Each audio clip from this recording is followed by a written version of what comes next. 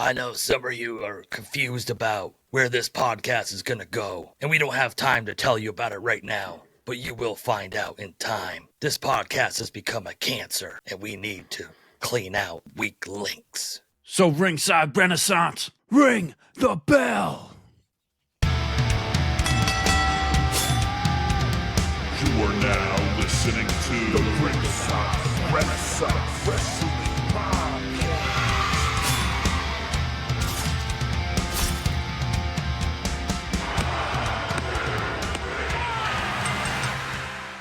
Welcome back to another episode of Ringside Renaissance.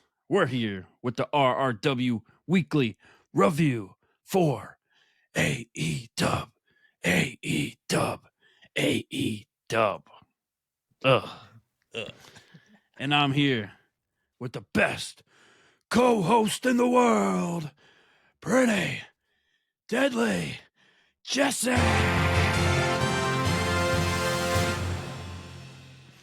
And I'm Andrew Kombat Jones. Yeah. AEW. Shit. I would have been waiting outside in that parking lot, ready to get the popping, click, clack. Yeah. I think there was more people waiting in the parking lot than there was in the audience. Yeah.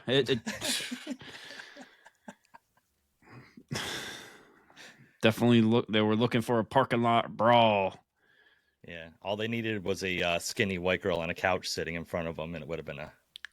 I mean, it looked like a tailgate. It looked like a tailgate party. They should have just went through some tables out there and, got drunk and did what they do. I don't know. Oh, my goodness, man. AEW, you guys are a gem. Man. Yeah. Man. But we can get into it more, but like this Blackpool Combat Club, is it?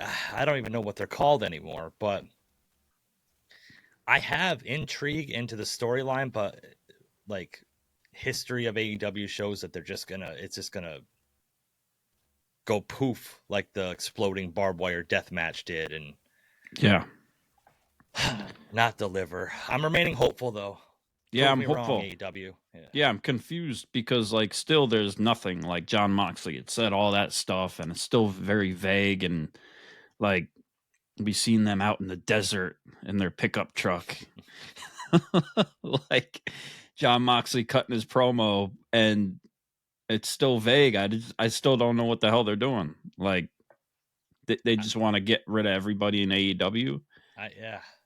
It's make a very babyface move of Jon Moxley, the way he's talking about it. And to go back what you said in previous episodes, it's very American history X-y. Yeah. Jon Moxley is giving off some sketchy vibes. I don't know. Yeah.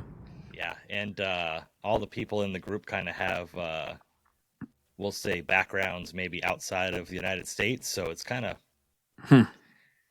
very confusing. What's more confusing is they have a 4-door pickup truck, but they have to sit in the bed of it.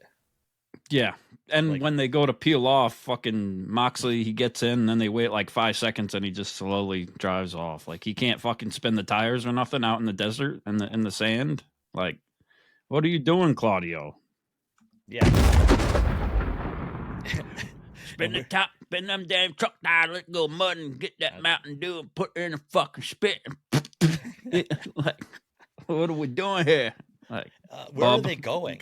They're out in the middle of the desert. Where is their destination? They just drove out. Let's just drive out here and cut a promo, then drive back to civilization. I was hoping they'd go to Area 51 or something, but November 13th. It's not November 3rd. Yeah, Immaculate Constellation. Nailed it. They're talking about stalling that hearing now, so we'll see. Oh Lord, yeah. If you know, you know. If you don't, Google November 13th. You'll see everything you need to know. Yes. Well, next week too. We will have looks like 2 very special Halloween episodes because AEW will be getting spooky next week too for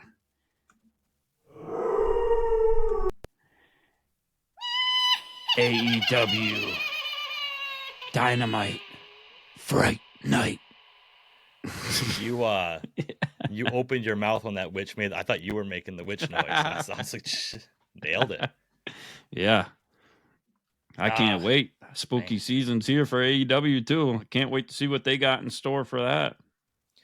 Boy, oh boy. Well, they have some ideas of what's in store for it. It sounds very frightening to me.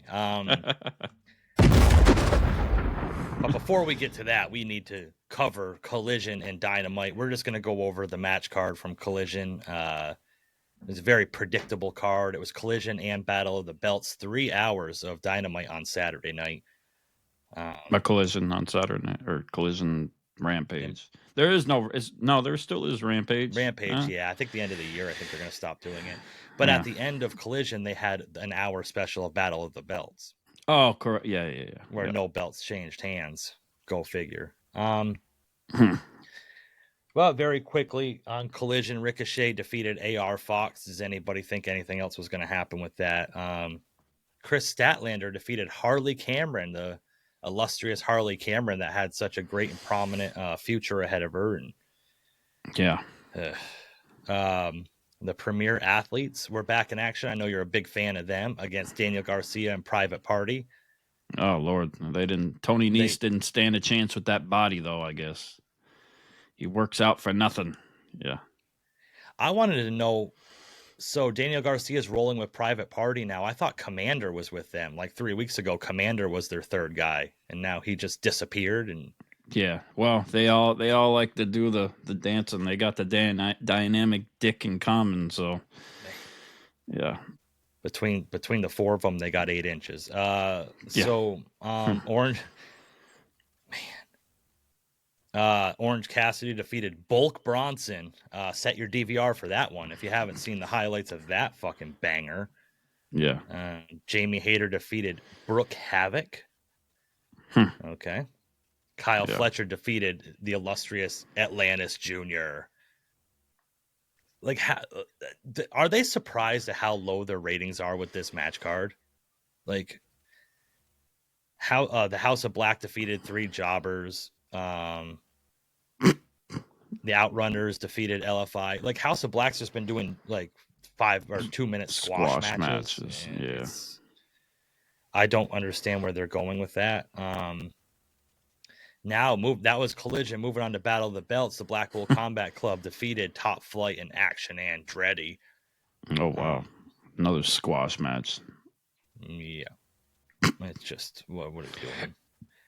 Kazuchika Okada defeated Kyle O'Reilly for the Continental title. It's a great title to hold in AEW. The millions of dollars that Okada's getting paid, and his matches can't go more than 20 minutes. Boy. Yeah, Kyle O'Reilly, he's definitely feeling a little lonely right about now. Oh. Yeah. Lonely. He's Mr. Lonely. He is O'Reilly. Brian Cage and Lance Archer defeated a couple jobbers. Mariah May defeated Anna Jay. Yep. And that was Collision and Battle of the Belts. I am so glad I didn't waste my Saturday night on that one. Yeah. Check out your highlights. Why would you? With all this great sports going on anyways. It just doesn't I just don't understand when they talk about how such deep rosters there. And I'm not putting down any of these athletes as like not being good performers or anything like that. But when you look at a card like that, where in any way where you're like, oh, I'm not sure how the outcome of this is going to be, I need to tune in. It's all dream matches. Ricochet and AR Fox. Dream match. Oh, 5 years ago on the Indies, they had a 5-star banger. This is a dream match. It's not a dream match if you've already seen them fight. Like, a dream match is something like you could only dream of them being in the ring together. Right. And then they're in the ring together. It's not a dream match once they've already... Whatever. We know the AEW fans love to argue on social media. Mm-hmm. Yeah, all 600,000 of them. Yeah. Boy, oh boy. On to AEW Dynamite. And I was pumped for this Dynamite. because I am, as much as we sound negative, I am kind of curious to see where they're going with this Moxley angle, how the Elite kind of play into it. I don't care about the Elite at all, but like what they're planning on doing with the Elite, I guess. Like, just fucking tear the Band-Aid at this point. Yeah. I mean, could they go good? Could they stay bad and join them? I mean, either could happen. Boy.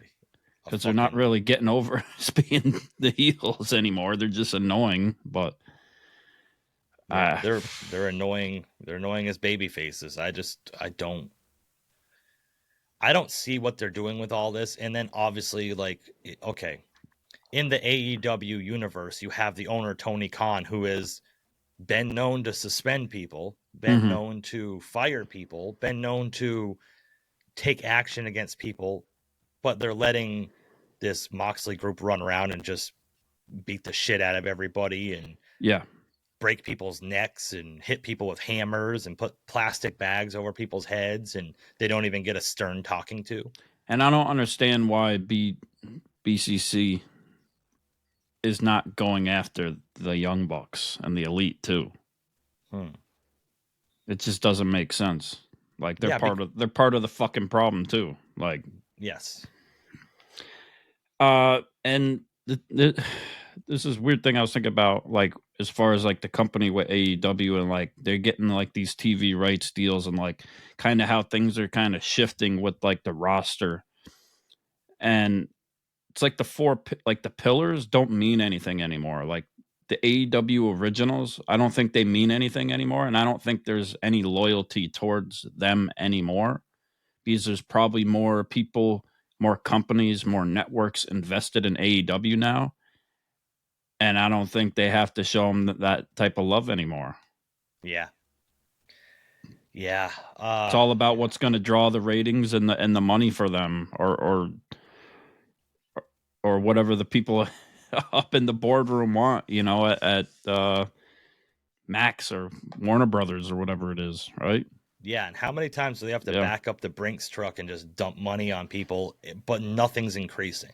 Right. Like everything that they've tried to do to increase or make business better, it just doesn't seem like it's working. Yeah. And that's just my opinion on it, I guess. You know, people will say, well, they're being successful. They're having great matches. Like you and I could set up a homemade ring in my backyard and have great matches. Doesn't mean it's a successful match. Like, right. Which we've had people asking for. We've had people saying we you know we should get into that too since we're so successful at this. But yeah, you know, I try to stay in my lane. You know, I don't lace the boots anymore, but I can. Be careful what you wish for because exactly it could happen. But like they're burying the pillars. Mm-hmm. They're burying a lot of the originals now. They're not putting the same tier like they used to, I feel like. Yeah, the only one that's really worth any merit, I think, on the show right now is MJF, and he's losing it for me, bro. I don't know about you, but I'm quickly losing interest in MJF. Like, right. It's it's a muddy situation with him and Adam Cole and the whole everything. Yeah. I don't get it. But we'll get into that. We started out, like you mentioned, Dynamite started with half of the catering roster being out in the parking lot waiting for the Blackpool Combat Club, let's call them, to show up. Yeah, you know, that's okay. How unbelievable can you make something look? Them all standing there and like we're waiting here with some crowbars and some, you know, everything they could find. Yeah, no Ospreay, no Ricochet, no like any of these people. That we're just gonna send all the jobbers out there. Yeah. The enhancement talent, if you put will. all the useless people out on the front line so they get it first. Yeah. Boy, all the originals. Yeah. the OG Yeah. AEW. Yeah. The ones that were actually drawing the ratings. Yeah. Because back when they were the featured stars, like they were getting, if Yeah. not a million, almost a million viewers every week and selling out arenas and stuff. But now they got all this star power in there and can't do a third of the number they did before. Yeah. And nobody knew who all those originals really were at first either, too. Yeah. Yeah. I mean, when we started watching, I mean, you had to Google a bunch of these people, like where were they from? What did they do? Yeah.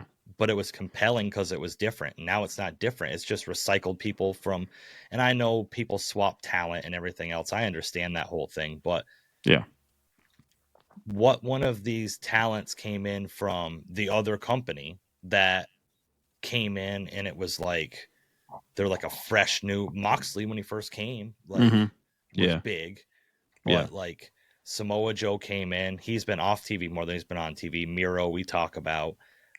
Bryan Danielson came in and was hurt his whole run. Edge came in and was hurt 3 months after he debuted. House of Black is delegated to doing squash matches. Yep. Like, I'm confused. And it's just the same characters too, like Shelton Benjamin. Like, right. And I feel like they're not better versions. A lot of them aren't better versions of what they were in WWE. It's the same exact thing. And I'll that's a piece I want to touch on later with Shelton Benjamin and MVP and Ricochet. Yeah. But one of the AEW originals did start it out. Hangman Adam Page came out to the ring and told Tony Schiavone, "Hey, take a fucking walk here. You know, I'm in the ring." And I still can't get over last week when he was hiding outside the ring after he hit. Did you go back and see what I meant? Like that he missed his spot? Like, okay. But when he's trying to hide from the referee, he's just like... Fucking ridiculous. I don't know where all this animosity with Jay White came in. Because like he lost a match against Jay White and now all of a sudden he wants to burn Jay White's house down. Like, the Switchblade ain't gonna have it. Yeah. And then he came out after that unsanctioned match with Swerve Strickland and said like, it wasn't over with Swerve. He was just going to continue to torment him, but Swerve's on the show and they don't interact anymore. Yeah. Whatever. But yeah, so Hangman started this promo. He was cutting in the ring and he got interrupted quickly by Colton Gunn, who is a mainstay figure on this show. Started beating each other up. And then Jay White and Juice Robinson came out. And surrounded Adam Page. Like the heels. Yeah, the baby faces are ganging up on the heels. Like, okay. I wasn't mad at it to see Adam Page get his ass kicked, but yeah. Yeah, and then after a 30-second beatdown, Jay White was blown up on the microphone. He couldn't even catch his breath. Boy. Okay. Our first match of the night, we had the aforementioned Shelton Benjamin against Sammy Guevara, and Sammy Guevara shared some cute photograph online about how he met Shelton Benjamin when he was a wee Sammy, and this was a dream match of his because Shelton Benjamin was like a inspiration to him. And this is what you mentioned before. Sammy Guevara was one of the 4 pillars, and now he's doing the job for Shelton Benjamin, who just came into the business. Yeah, I call bullshit on the whole story, honestly. I don't. Yeah. And then Tony Schiavone said, as Shelton Benjamin was coming out to the ring, he was like, what a time to be part of AEW. We have Shelton Benjamin and MVP. Moxley's going crazy. It's like, okay. Great way to tie that all in. Yeah. Tony Schiavone is god-awful. I think a part of not wanting to really watch AEW as much, or I watch it, but like just feeling cringy when I watch it, is the commentary. Like, we have Tony Schiavone and Excalibur, who I can't stand, and then they had Daddy Magic. Oh, Daddy Magic. Mayflower, Maniacal Menard on the fucking call this week. Yeah. He was funny when he was with Daniel Garcia and they had their whole little group and he kind of going off. It was comical. But now it's just, Like, where are Taz is gone because Taz got jumped backstage, but knee replacement surgery. Yeah. If you're gonna write him off as being attacked backstage, don't announce the next week he had knee replacement surgery, because now we know why he got wrote off. It wasn't because he got jumped; it's because he had surgery. Oh boy, Tony Khan. Yeah, but Shelton Benjamin, same shit. Mm-hmm. He looks good. He looks good, but this finisher move he does, like, it's like all the other moves he does during the whole match. They look worse than the finisher. Yeah, like. And then they're burying Sammy more. He's the Ring of Honor Tag Team Champion, bro. Exactly. How do they? That's a prestigious title. One of the top wrestling companies in America. What are you talking about? And to bring up Ricochet, Shelton Benjamin, whoever else, people complain about. They had to leave WWE because their characters aren't so great, and the writing and all that. But then they just come here and they have free reign of what they want to do, and they just play the same damn character. Yeah, and this is something I'll bring it up now, is because later on in the night, Ricochet was backstage and MVP and Shelton Benjamin approached him. Mm-hmm. And MVP even brought it up. He was like, I know we've had problems in past companies. Like, you're bringing up their storyline from WWE. Like, oh, boy, that's a no from me, dog. Yeah. Man. Oh, brother. Yeah. I know we had problems in past companies, but I think we can work together here. You can't even come up with an original storyline. You're just, like, extending storylines from other companies. Like, same shit. AEW knows how to tell stories. No, they know how to continue an already established story from 5 years ago. Yeah. They're just doing the same thing. Same thing. Same old song and dance. You got to switch positions once in a while.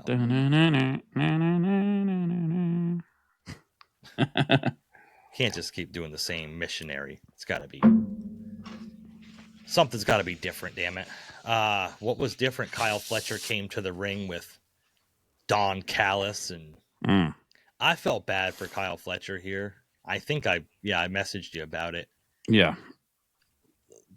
He's trying to sit here and get over as a heel, and the crowd's just chanting "wrap it up" at him. Yeah. I don't think they were talking about Sky Blue either. I thought you were going to hit the bomb. Oh, because who would wrap it up for that?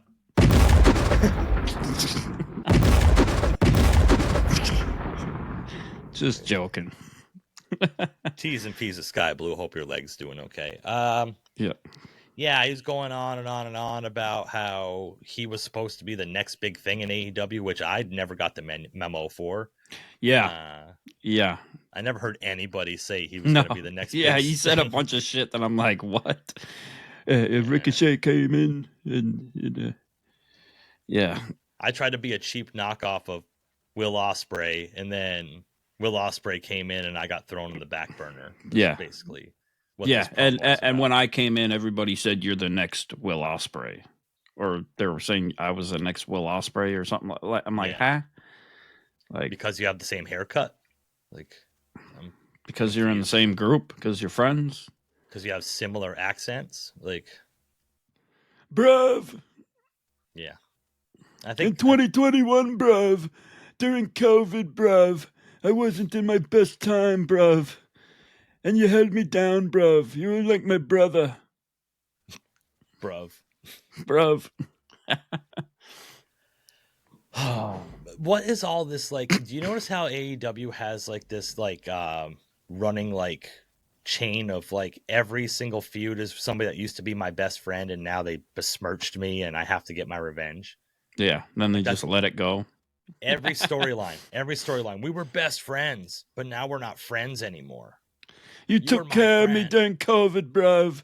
Yeah. Because I just sat home, bruv, the whole time. Yep. And MJF and Adam Cole used to be friends.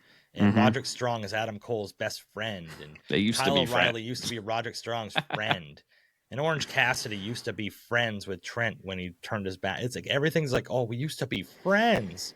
But we're not friends anymore. Yeah. I feel like I'm on the playground in fucking elementary school, like recess. Yeah. Our fights were a lot more entertaining, though. Damn right. Kyle Fletcher wrapped it up by shaving part of his head. Yeah. And I gotta say that I need to reach out to Kyle Fletcher and ask him what shears that he had, because those just sliced right through his hair like fucking a warm knife and butter. Because wow, the whole fucking, I was like, ooh, those things cook, man. Them things are sharp. Yeah. Boy, oh boy. Okay. It's because he's dyed his hair so many times, so much it just comes right off like that. Just breaks off. Yeah.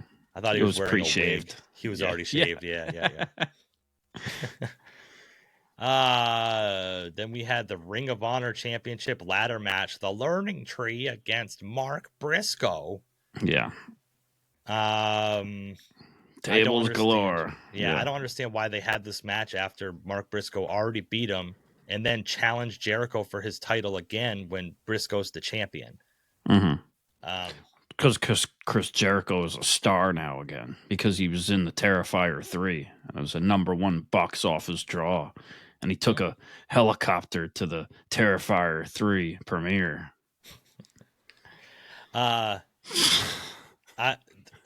Okay, so Excalibur and Tony Schiavone don't have to mention 35 times during this match that Jericho made it personal by bringing up Mark Briscoe's brother. They just kept saying it. He made it personal.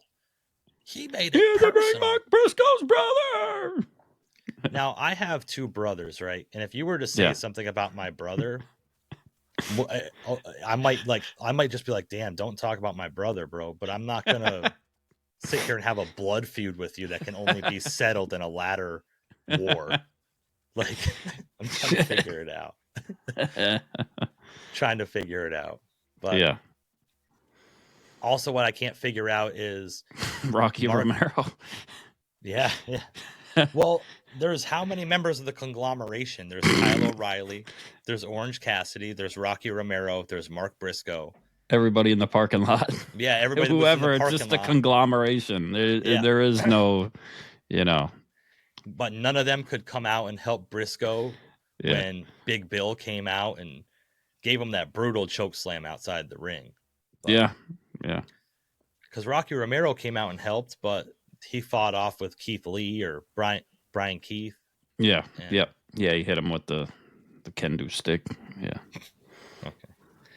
And then Big Bill had to carry the Learning Tree up the ladder. Yeah, I felt bad for Big Bill, actually, for having to carry Chris Jericho's big ass up the ladder. What a test of strength. Like, we've seen Hulk body slam Andre. We saw Lex Luger body slam Yokozuna. Yeah. Like, we saw Bayley powerbomb Nia Jax a few weeks ago. Yeah. I don't think anything compares to the strength that Big Bill needed to carry Chris Jericho's lard ass up that fucking ladder. Oh yeah, that's up there. That's up there. All-time moments for sure. People won't forget that. Man, I wish I would forget it. Yeah. So Jericho is now the Ring of Honor champion. Yeah. But hold the phone. Because after the match, while he was celebrating in the ring, there was some music. Mm-hmm. Tomohiro Ishii came out. Oh, Lord. Yeah, I know. I was stare down Jericho. I couldn't believe it. I was so enthralled. Why couldn't he come out and help Mark Briscoe during the match? He had to wait till after the match to come out? Yeah. I'm sure. Is he in the conglomeration too? Yeah. But if he was, he would come out and help Mark Briscoe. He just sat in the back and waited for the end of the match to come out and make his face known. There is no forbidden door. Yeah. Well, the Stone Pitbull is back, and I'm sure you are ecstatic about it. Yeah. Yeah. Yep. Love it. The Stone Pitbull. I think you need to sue Ishii, because isn't that what you trademarked your dong as? And he uses that as his catchphrase. Stone Pitbull. The Stone Pitbull. It'll bite you. I can't stand these older talents. Some of them. I just. It's this whole forbidden door thing. I just can't do it no more. They tried, and they failed at this point. It was cool the first time, but now they just. I don't know how many times we got to say it, but yeah. you can't have somebody more like formidable than Ishii come out and stare down Chris Jericho. Yeah. There is no forbidden door. Yes. The back door, maybe. Yeah. That's about all it is. Yeah. You have very well placed bomb drops. I'm more and more impressed with you every week with that. Thanks. Next, we had story time with Adam Cole, baby. Yeah. Big reception from the crowd. Did you hear when he went to do the boom thing? Yeah. Nobody did it. Nobody did it the first time. Yeah. Oh. Then you had a couple weirdos in the back on the, in the back of the camera. You could see when he was waiting to do the thing. They were waiting to do it. Yeah. But it was just the sound from the music of the guy saying boom. Yeah. It wasn't the crowd saying boom at all. Yeah. I remember when they used to play that song and it was loud, like loud. And then when he had mashed it with MJF song, like forget about it. Like the pop, It's all about the boom. Yeah. Yeah, when MJF and Adam Cole were mashing meats, that was probably the best time for those Adam were the Cole. days. Yeah. And then he comes out and continues to talk about how much of a scumbag MJF is. The Undisputed Kingdom comes out, and Roderick Strong and Taven and Bennett are baby faces now. Yeah, I was expecting them to like kind of maybe turn on him for a second. I thought they were being like sarcastic with him at the beginning. Like I think that's what's going to happen Roderick. long term. Yeah, but they went a little. If they do, they went kind of overboard with being his friend and hugging it out and doing all that shit though. Like, that's what I'm saying. I think they're going to end up siding with MJF. Okay, yeah. I think that's what's going to end up happening, and then Kyle O'Reilly is going to have to team up with Adam Cole. But okay. But like Roderick Strong came out and was like, "Oh, you endured that hellacious ankle injury you had." I thought he had a sprained ankle. He did, but it took him out the game for like a year at least. Right. So was there more to it than they told us? Maybe. I don't know. And that Max never went and checked on him, and blah blah blah blah blah. And he did, but they weren't. Now, if you remember, Max was trying to call Adam Cole, but couldn't ever get a hold of him. Exactly.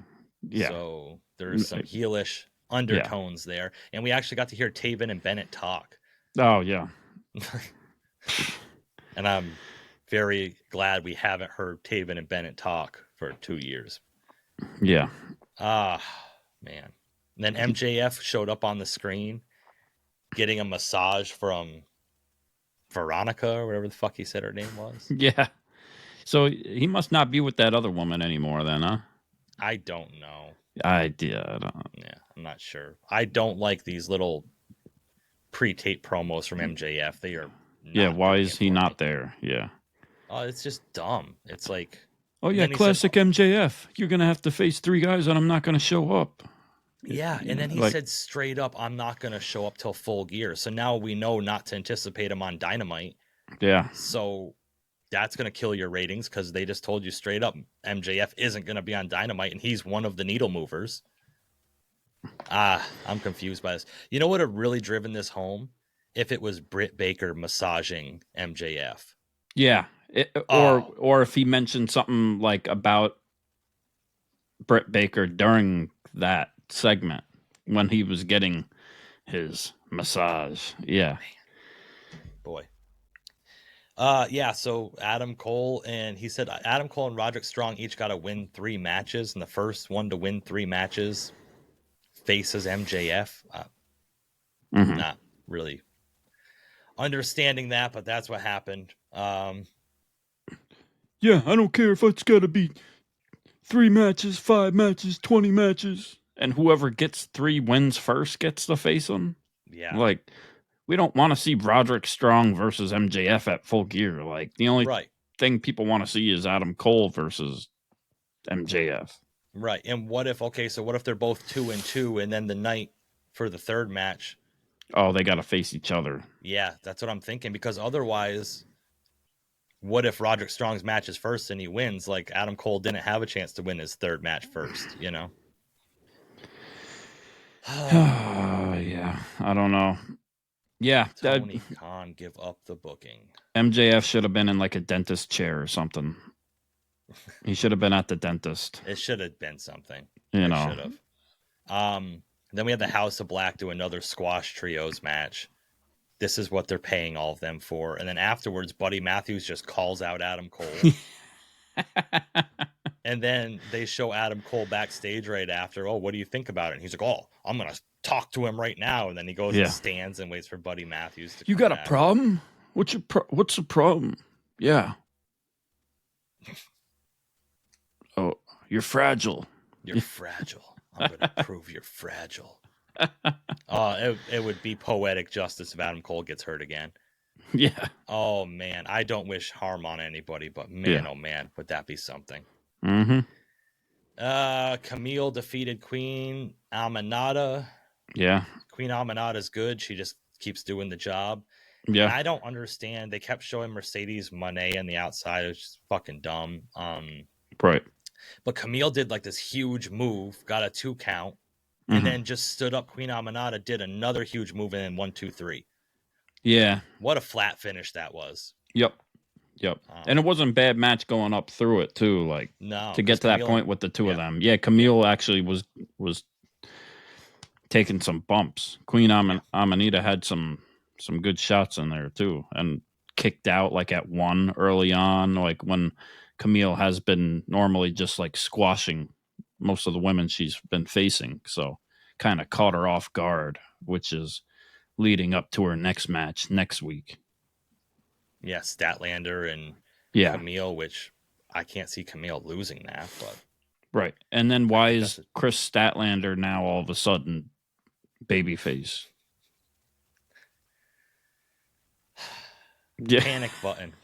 I mean, I'm not mad to see the both of them face each other. Like, it's cool. Like Kris Statlander and Kamille, like for what they've been doing. Yeah. Like it's believable. They're pretty fucking jacked, but it's just no story. It makes no sense. Yeah. None of this makes sense, bud. Like I think we've established that. Christian comes out to the ring. When he shows up in the parking lot first. They think it's the Blackpool Combat Club, but it's Christian and Nick Wayne and Nick Wayne's mom, you know, and Christian Cage has Nick Wayne's mom's fleshlight inside the box. Oh, okay. Yeah. The box in the box. Okay. Yeah. With the contract. Then in the middle of their in-ring thing, Hook just is backstage and comes out and because Kip Sabian was lurking in the parking lot. Christian Cage just takes off after him, and Nick Wayne's mom just takes off sprinting after him too, like she's gonna do something. So apparently Christian's the one that attacked Taz, even though Hook never says that, but the commentators just tell us that's what happened. So Hook says he's going to go out there and get revenge on the person that attacked his father, and they're like, well, we don't know which one that is. Yeah. Who is he going to hit? So he's attacking Christian, then Kip Sabian attacks Hook, and then they beat up Hook and gives him a low blow. Yeah. And then Christian tells Kip Sabian to get in the fucking corner like a little bitch.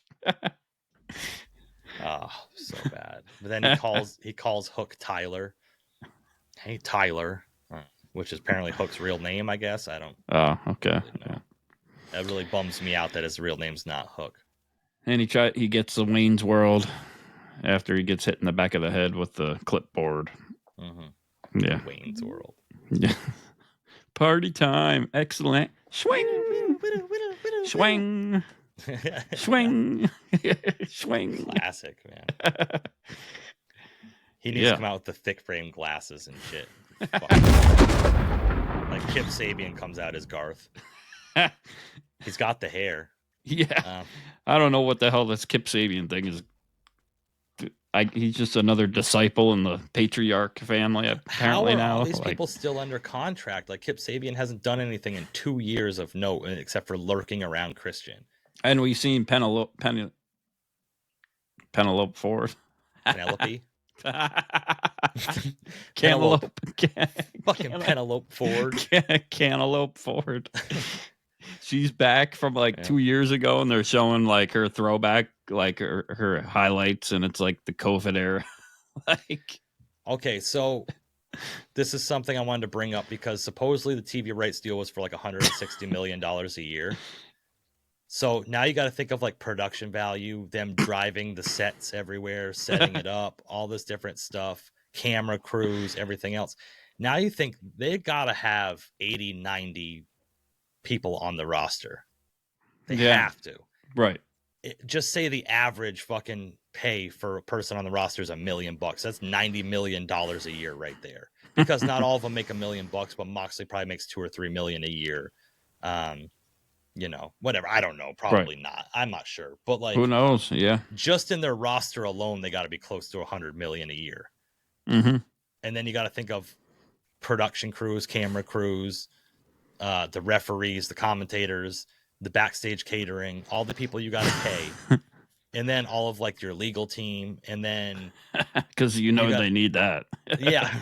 And then you got to pay for all of like I said, the trucks, everybody to like ship everything, the cost of shipping, everything else. Like, how is this a profit? And Tony Khan pays for like their flights, I believe, and shit too, right? Or that's the one thing they do that WWE didn't do that makes it so great. But they do get free hotels because Tony Khan's father, like, it's part of like their thing, one of the hotels, I think. So I think it kind of comes with it or something. But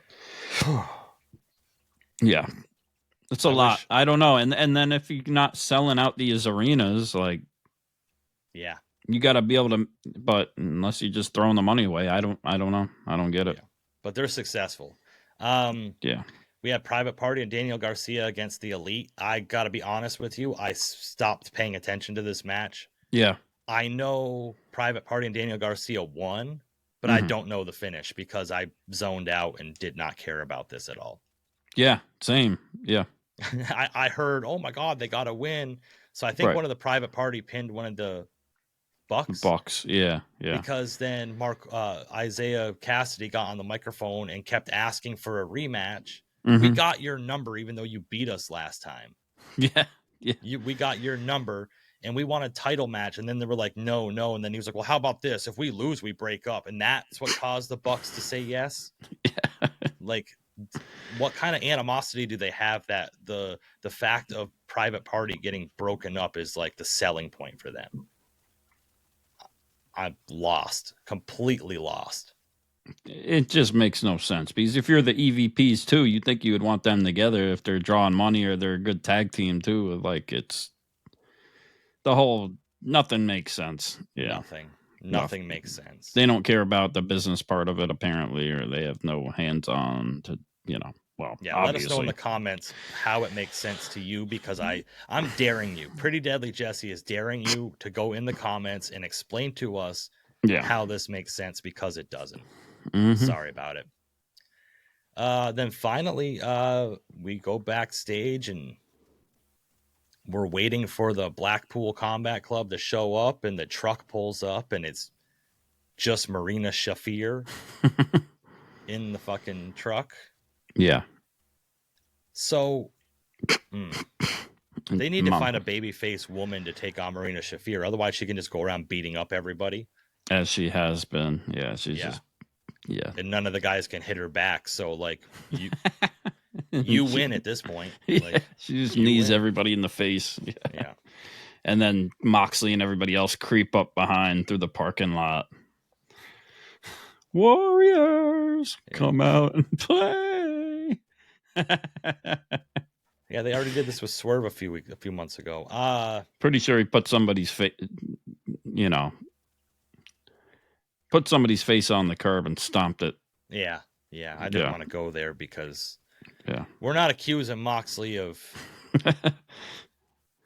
some ties to some groups of people we don't agree with, but you're treading a thin line here. You're walking a very thin line with some of this. He's definitely not part of Antifa, I'll say that. Good call. So then they drag Chuck Taylor out to the ring. Yeah. And so the commentators had to let us know that Chuck Taylor is the one that got Wheeler Yuta into the business. Oh. And this is why this was significant. Oh, okay, yeah. And for some reason, they have such a beef with Orange Cassidy too. Who outside of like the diehard AEW faithful even knows who Chuck Taylor is? So if you're a casual putting on this show and you're like flipping through the channels and you stop and you see the Blackpool Combat Club dragging Chuck Taylor out, it's like, why am I supposed to care about this? Right. Like, if it was somebody big, like a big name guy, right, like a Samoa Joe who's actually known, yeah, or somebody that affects Swerve Strickland, dragging him out. Okay, then it's like, holy shit! Look what they're doing to Swerve Strickland. What the fuck is going on? Yeah, they're doing this to Chuck Taylor. They're like so, boy. And they want to damage his ankle, but that's not good enough. They got to put the chair around his neck. Yeah. Oh my God, sexy Chucky T. He said, "No, that's sexy Chucky T. What are you doing?" Yeah. And then everybody in the parking lot apparently can't get out to the ring to fight them until it's too late. Like, so they waited the parking lot for 2 hours for no reason, pretty much just to get beat up by one woman. Yeah, with a pickup truck. I mean, no offense, but why didn't she just drive the pickup truck through the crowd? Through them, yeah. Yeah. No, I mean, it would have made sense. It would have kind of.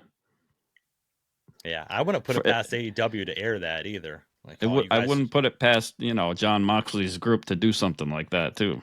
Remember when we hit my brother Cody with the 4-wheeler? Yeah, that's all I can science experiment. Science experiment. What will happen if we hit somebody with a 4-wheeler? Like, let's record in sand pits. Yeah. Let's record it and submit it in science class. Didn't he get like an F on it too or something? No, he got an A.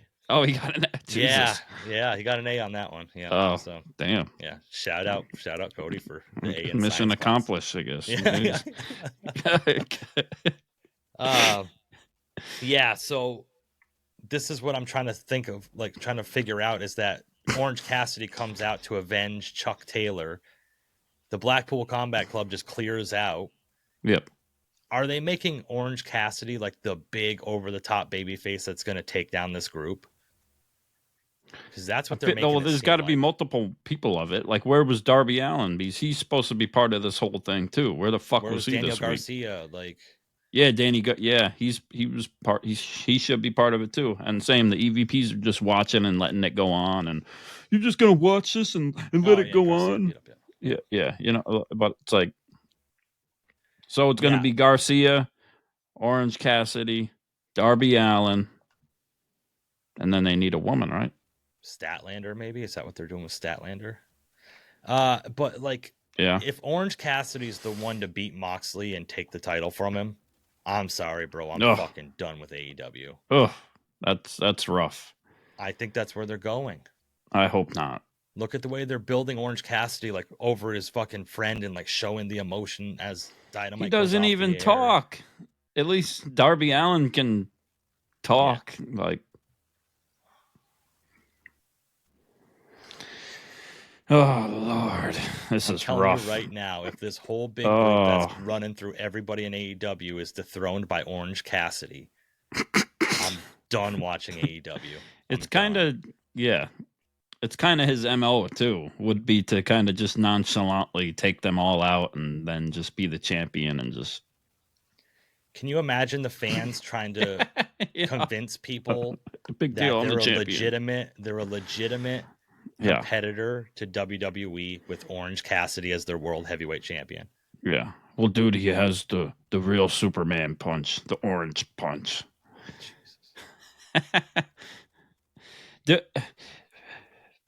Years ago, I would go out of my way to tell people, like, you got to watch AEW. If they didn't watch it, or if they maybe heard it or seen it on the TV or something real quick, I'd be like, you have to watch this. You have to see this. Mm-hmm. Now I would be embarrassed to tell them to do it. Yeah. Or to, I'd feel like I'd be wasting their time. Yeah. I feel like I'm wasting my time. Yeah. I agree 100%. Like, I feel like Vince Russo, like I should be getting paid to watch this, to talk about it. Yes. Yeah. So if you want to pay us, our Cash App will be in the comments. Yeah, Tony Khan.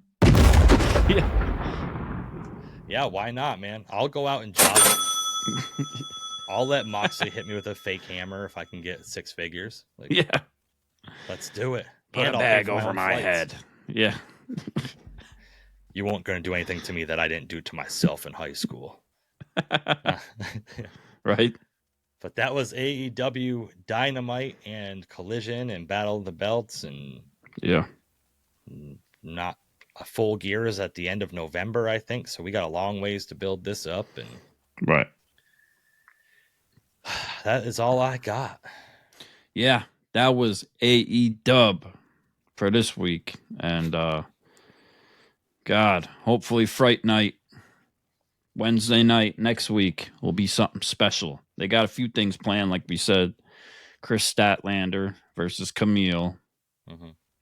And whatever else they decide to do. Is that the private party Young Bucks thing happening next week, or is that the week after? I know they planned something else that was like, and not next week, but it's the following week, they had said. And they need to figure something out, man. Yeah. So we'll see what type of spooky shit they got going on. But they have Swerve Strickland and Shelton Benjamin. That's right. Yeah. That's gonna be an okay match. I'm ready for that one. Yeah, I want to see what happens. I want to see what transpires with Prince Nana and MVP, on both sides, and hopefully Prince Nana can stay out of the high school parking lot and stop selling weed to the kids, to the high schoolers, Oh no. Yeah. I would have definitely went and seen Prince Nana in the parking lot back in the day. I thought you were gonna say you would have done the same thing. I would have copped. Oh yeah. I'll do the dance if it's half price. Yeah, exactly. Yeah. But yeah, so shout out to Swerve Strickland, Prince Nana next week for Shelton Benjamin. Yep, we have Kris Statlander against Camille. We do have the tag title match, Private Party and Young Bucks. Yep. And we also have Adam Cole against Buddy Matthews next week. Oh, yeah. That's exciting because I don't see one way in hell that Adam Cole can beat Buddy Matthews, but it's got to happen. Buddy Matthews is like, Buddy Matthews' wife is twice the size of Adam Cole. So, like, yes. Yeah. Okay. All it should take is one knee from Buddy Matthews to put Adam Cole down. Baby. Yeah. Oh my God, if he gets hurt again. We'll see where they go with this now. Lord have mercy. See if MJF decides to show up before Full Gear at all. Probably not. Us. Yeah. And do you think that Private Party is going to win? Yeah, I think it's going to be DQ, though. Oh, okay. That's like a loophole. They said if we lose, we'll break up. So they'll win, but it'll be by DQ. Of course, they won't give them the titles. Yeah. Book it, Con. Book it, baby. All right. That was AEW. Thanks for everybody for riding along, supporting us, watching the show. We hope you enjoyed AEW and hope y'all have a good week. We'll be back next week talking AEW Dynamite Fright Night, baby. Yeah. So that's Pretty Deadly Jesse. And I'm Andrew Kombat Jones. And you've been listening to the Ringside Renaissance Wrestling Podcast. Peace.